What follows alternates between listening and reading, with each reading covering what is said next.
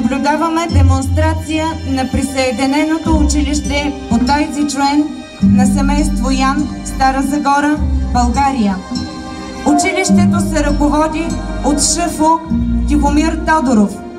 Той е ученик на световно известния грандмайстор Ян Дзюн, пето поколение на известната фамилия Ян, която е обучавала китайския император. Тайцзи Чуен е един от най-популярните кунг-фу стилове заради ефективната самозащита и превенция от болести, които предлага.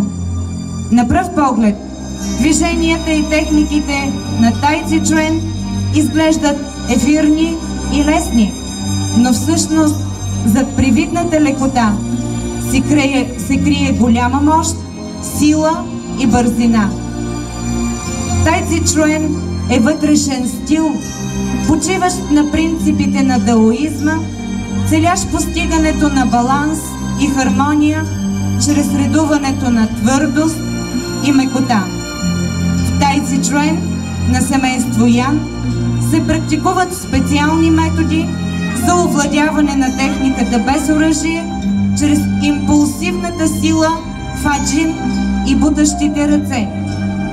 Също така се изучават техниките с сабя, като практикуващият изглежда като слизащ от планината тигър, а практикуването на меча е като дракон, който се рее между водата и небето.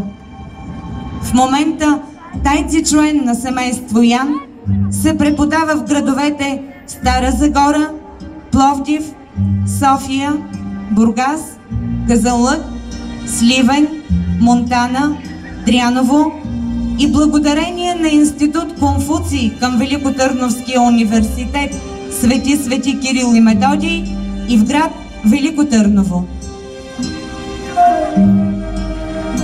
Ladies and gentlemen, you're watching a demonstration of the affiliated school of the Yang family, Taitzzi Chuen in Stara Zagora, Bulgaria.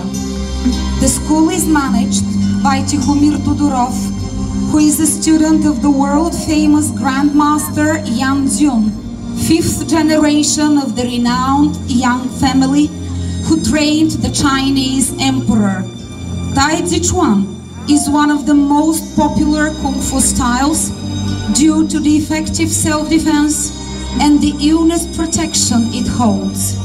At first glance, the moves and techniques of Taitzzi Chuan seem elegant and easy, but beyond this, there is immense strength and fleetness.